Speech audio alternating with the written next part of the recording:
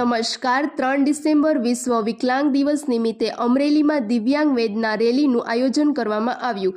અમરેલી દિવ્યાંગ charitable trust દ્વારા કલેક્ટરને આવેદનપત્ર પાઠવી 40% વિકલાંગતા ધરાવતા લોકોને પણ સરકારની તમામ યોજનાઓનો લાભ મળે તેવા નિયમમાં સુધારાની મુખ્ય માંગ ઉઠાવવામાં આવી।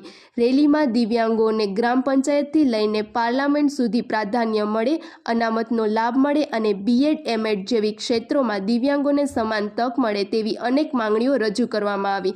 વધુ સમાચાર માટે જોડાયેલા રહો। RP Gujarat news, Rajkot. जय मित्रों, हूँ एडवोकेट भरत बारोट, अमरेली।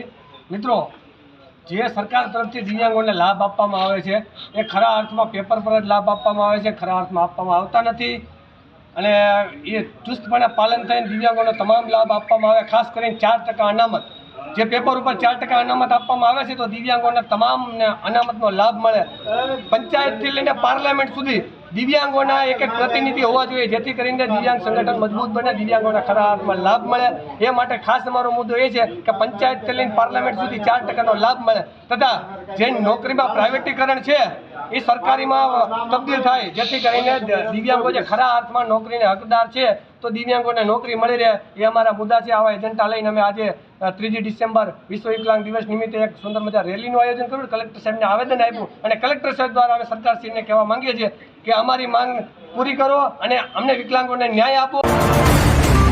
મારું નામ ગંગલ હરેશ કાળુભાઈ છે। હું દિવ્યાંગ સેવા ચેરિટેબલ ટ્રસ્ટમાં મહામંત્રી છું। અત્યારે અમે દિવ્યાંગ સેવા ચેરિટેબલ ટ્રસ્ટ અને મહિલા દિવ્યાંગ દીપ સેવા ચેરિટેબલ ટ્રસ્ટ અને અપંગ માનવ મંડળ દ્વારા આજે 3 ડિસેમ્બર એટલે વિશ્વ વિકલાંગ દિવસ છે, જે વિકલાંગના જૂના પ્રશ્ન અને વેદના રેલી છે તેની દિવ્યાંગ વેદના રેલીનું આયોજન હતું। અમે અત્યારે કલેક્ટર સાહેબને આવેદનપત્ર આપ્યું છે। એમાં અમારી જે માગણી છે, દિવ્યાંગોને 40%થી જે પેન્શન વધારો છે એ થાય, દરેકને મળવું જોઈએ। પ્લસ અમારે ગ્રામ્ય કક્ષાએ જે કેબિનો મૂકવા દેવામાં આવે છે એની અમુક ગ્રામ્ય કક્ષાએ સરપંચો મૂકવા દેતા નથી, એની પણ અમે રજૂઆત કરી છે।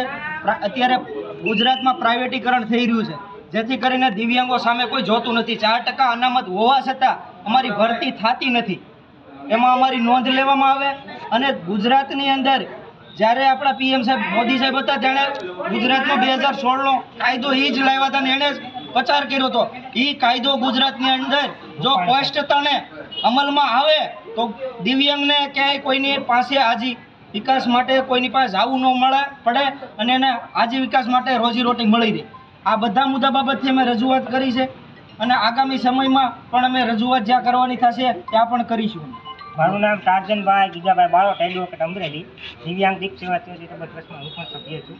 આજે અમારો મુખ્ય મુદ્દો એ હતો કે સરકારશ્રીએ જે અમને સહાયતાઓ આપેલ છે તે જમીન ઉપર પરિપૂર્ણ થાય, ખાલી કાગળમાં જ રાખી મૂકી છે। સરકાર સારી યોજનાઓ બહાર પાડે છે પણ અમારી સુધી પહોંચતી નથી। એ બાબતે અમે સરકારશ્રીને રજૂઆત કરવા આવ્યા હતા।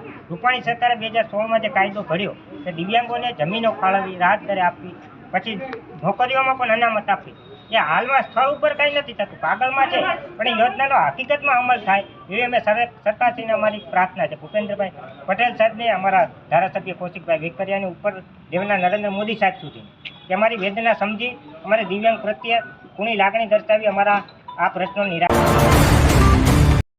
ઘણી એવી વેકન્સીઓ પડે છે જ્યાં દિવ્યાંગોને અને અમારી ગ્રામ પંચાયતથી લઈને પાર્લામેન્ટ સુધી અમારા દિવ્યાંગને પ્રતિનિધિત્વ મળે। જેમ કે કોઈ પણ એમએલએ હોય, ગ્રામ પંચાયત અમારો વ્યક્તિ રહેતો તો અમારી વેદના પ્લસ પેન્શન યોજના જે 60%થી મળે છે ને એ યોજનાને ડાયવર્ટ કરી 40%થી મળવી જોઈએ। અને સ્કૂટી યોજનામાં અત્યારે છે ને જે લાયસન્સ માંગવામાં આવે છે, લાયસન્સ ઘણા દિવ્યાંગો પાસે છે, એટલા માટે લાયસન્સ કા હટાવી દેવામાં આવે, કા દરેક દિવ્યાંગને મળી રહે એવી સુવિધા ઊભી કરે। અને અંત્યોદય કાર્ડનું બધા જિલ્લામાં થાય, આખા ગુજરાતમાં મેં સર્વે કર્યું, આપણા જિલ્લામાં પરિપત્ર હોવા છતાં છે થતું અમારો મહત્વનો અને ગ્રામ્ય કક્ષાએ જે કેબિન ફાળવણી થાય છે એમાં ગ્રામ્ય કક્ષાએ કેબિન મૂકવા દેતા નથી, જેથી કરીને દિવ્યાંગ 2% રળી હતી એનું ભરણ પોષણ થાય। એટલે કેબિન બાબતથી પણ રજૂઆત છે અમારી, તમને વહેલા સર અમને મળવી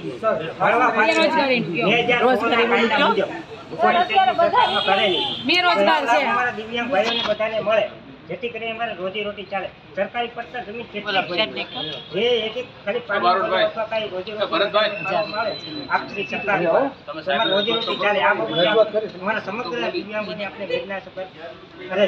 સર ખાસ કરીને જે 4% અનામત વિકલાંગોને પેપર ઉપર દેવામાં આવે છે, તો એ ચુસ્તપણે પાલન કરવામાં આવે અને પંચાયતથી પાર્લામેન્ટ સુધી વિકલાંગોનું સ્થાન મળે 4% અનામતમાં. જે આપણે ઉપર પણ જે રજૂઆત કરી એ પ્રમાણે આપ ખાસ આભાર રહેશે. અને જે પ્રાઇવેટીકરણ છે નોકરીઓ એ સરકારીમાં તબદીલ થાય, જેથી કરીને આ વિકલાંગો બિચારા જે ખોટકાપણવાળા અધિકારી બની શકતા હોય, ખરા અર્થમાં જરૂરિયાતવાળા હોય તો એ લોકોને એની જરૂરિયાત પૂરતી મળી રહે અને સરકારી નોકરીમાં તબદીલ થાય. દિવ્યાંગો માટે સારા કાયદા છે પણ એનો અમલ થતો નથી.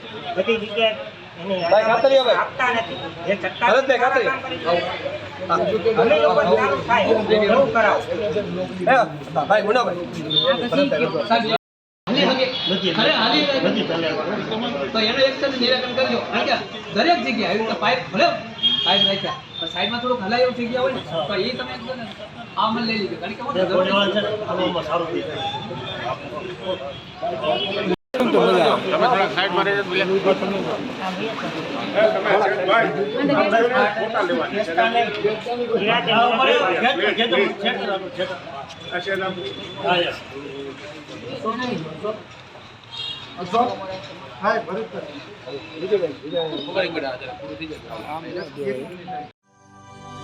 Audio